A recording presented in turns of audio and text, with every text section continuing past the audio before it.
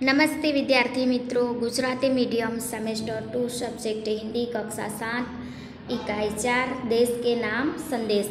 इसका प्रकार है पत्र।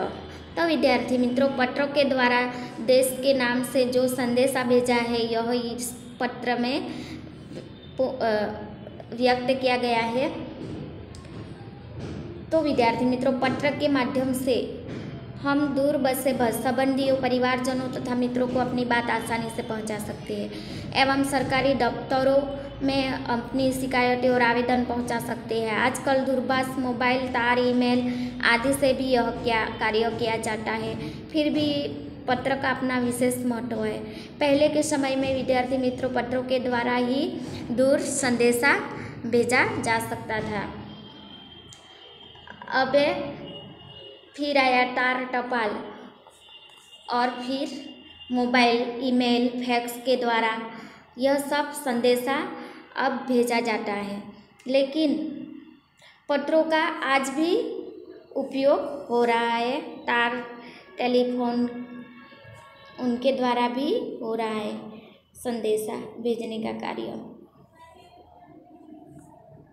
हमारे पूर्व राष्ट्रपति एवं मिसाइल मैन डॉक्टर अबुल पकीर जैनुलाब्दीन अब्दुल कलाम ने नई दिल्ली से 19 मई 2005 के दिन क्या आपके पास देश के लिए 10 मिनट है नाम से देश के नागरिकों को ईमेल किया था। क्या आपके पास देश के लिए 10 मिनट है, उस नाम से देश के नागरिकों को ईमेल संदेशा भेजा था। तो इस पत्र में वह व्यक्त हुआ है। इसमें देशवासियों के मन में देशाभिमान की भावना, देश की भावना उत्पन्न हो, ऐसी सीख भी दी है इस पत्र में। तो विद्यार्थी मित्रों, इस पत्र को हम पढ़ेंगे और ध्यान देंगे। आप ध्यान से सुनो। मातृ छाया ऊंची शेरी, गांव मेसपुरा, तहसील बाबर, जिला बनासकांठा, दिनांक 24/12/2011। अब यहाँ पे आप विद्यार्थी मित्रों, पत्र लिखने से पहले आप क्या लिखते हैं, उसका पता। तो यहाँ पर पता लिखा है। प्रिय मित्र हर्ष अपने मित्रों को पत्र लिखा है। नमस्ते संबोधन किया है। मैं यहाँ सुकुशल हूँ, आशा है वहाँ सभी कुशल होंगे। सकुशल के बारे में लिखा है। इसके बाद आगे लिखते हैं। विषय में लिखा है, मैं तुम्हारा खत मिला, पढ़कर खुशी हुई। मैंने डॉक्टर अब्दुल कलाम का देशवासियों के नाम भेजा गया एक ईमेल पढ़ा, वही तुम्हारे लिए प्रेषित कर रहा हूँ। क्या है कि तुम्हारा खत मिला, पढ़कर बहुत खुशी हुई। डॉक्टर अब्दुल कलाम ने देशवासियों के नाम भेजा गया एक ईमेल समाचार संदेशा भेजा है, वह तुम्हारे लिए मैं यहाँ भेज रहा हूँ, प्रेषित कर रहा हूँ, यानी भेज रहा हूँ। डॉक्टर कलाम अपने देश की शुरुआत में ही पूछती है। अब पत्र में देश की शुरुआत में ही पूछा है, क्या आपके पास अपने देश के लिए 10 मिनट का समय है? यदि हाँ है तो इसे पढ़िए, वरना मर्जी आपकी। अगर आपके पास देश के लिए 10 मिनट का टाइम है तो इसको पढ़िए, वरना आपकी मर्जी। इसके बाद यह देश के लोगों की सोच बताते हुए कहते हैं। देखो आगे पत्र में क्या लिखा है। आप कहते हैं हमारी सरकार निकम्मी है। आप कहते हैं हमारे कानून पुराने पड़ गए हैं। आप कहते हैं नगर पालिका कचरा नहीं उठाती। आप कहते हैं फ़ोन काम नहीं करता, रेलवे मजाक बन गई है, एयरलाइन दुनिया में हमारी ही सबसे खराब है, चिट्ठी अपनी मंजिल तक नहीं पहुंचती। अब शुरुआत में ही कहा गया है कि हमारी सरकार निकम्मी है। आप कहते हैं हमारी सरकार निकम्मी है, हमारे कानून पुराने पड़ गए, नगर पालिका कचरा नहीं उठाती है, फ़ोन काम नहीं करता, रेलवे मजाक बन गई, एयरलाइन दुनिया में हमारी सबसे बड़ी खराब है, चिट्ठी अपनी मंजिल तक नहीं पहुंचती। तो यह सब किसने लिखा है? डॉक्टर अब्दुल कलाम ने पत्र में लिखा है।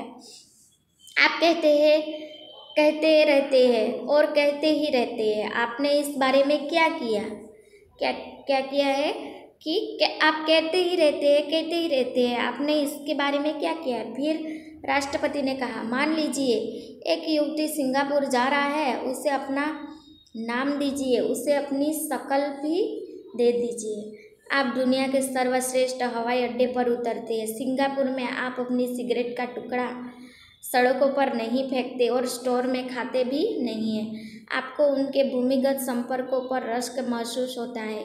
आप शाम 5 से 8 बजे के बीच आचर रोड पर कार चलाने का टोल टैक्स तकरीबन 60 रुपये भुगतान करते हैं, यानी टैक्स भरना होता है वो भरते हैं।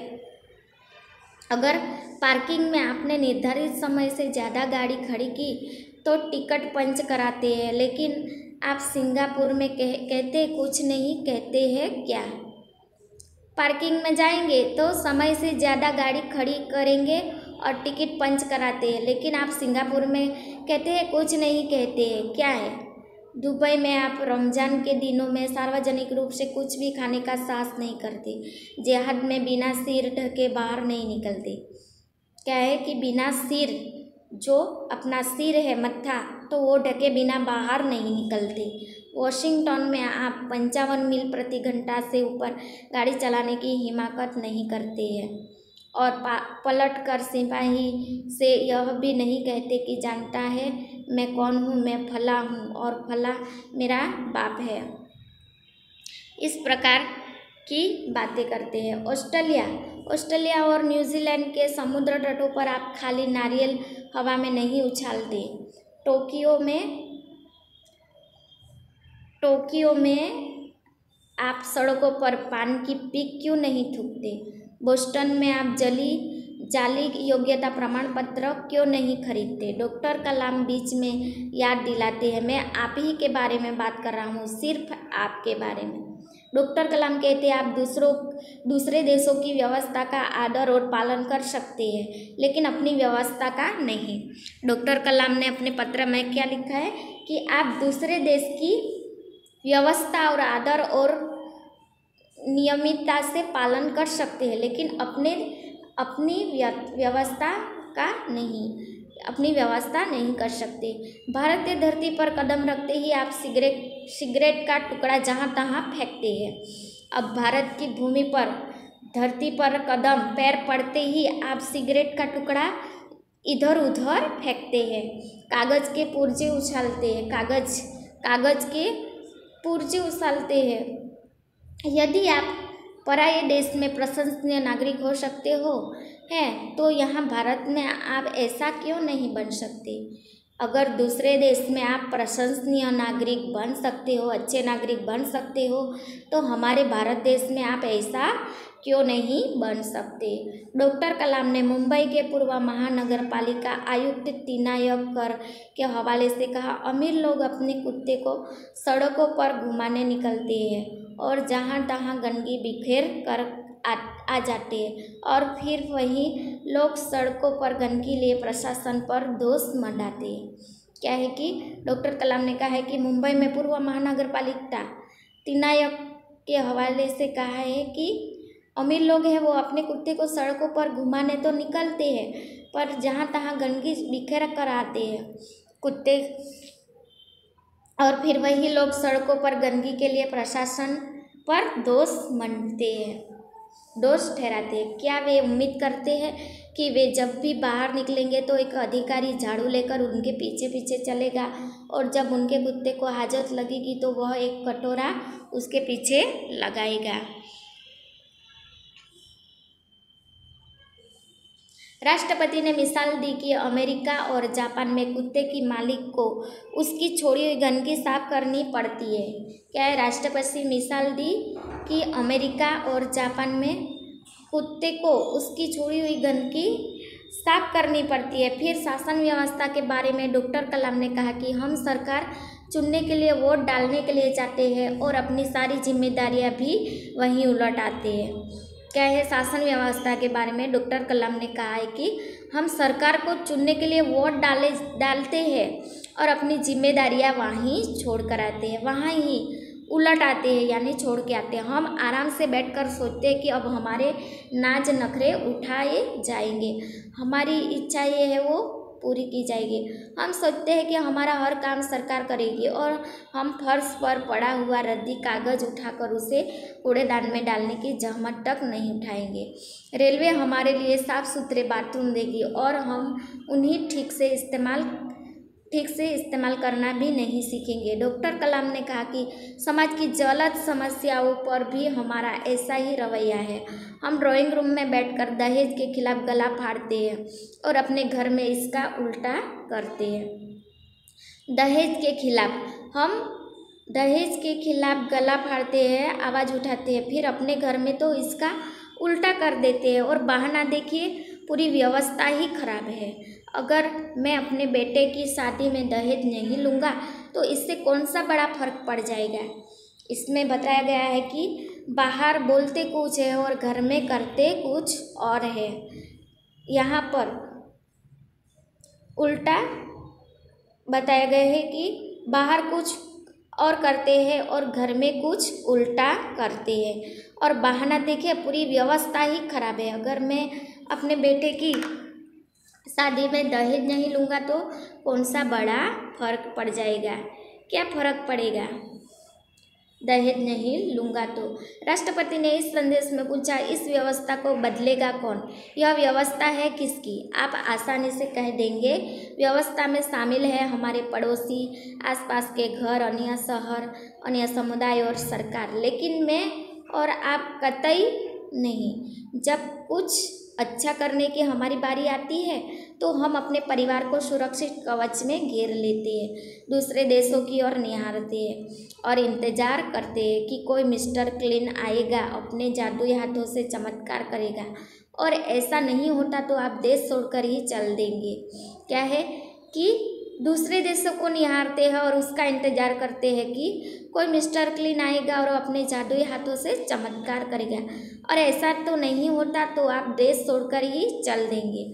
उन्होंने कहा, हम अपने भय से भागकर अमेरिका जाएंगे, उनके गौरव का गुणगान करेंगे, उनके गौरव, अभिमान, गर्व का गुणगान करेंगे, व्यवस्था की प्रशंसा करेंगे। और जब न्यूयॉर्क असुरक्षित हो जाएगा तो आप इंग्लैंड भाग जाएंगे। क्या है?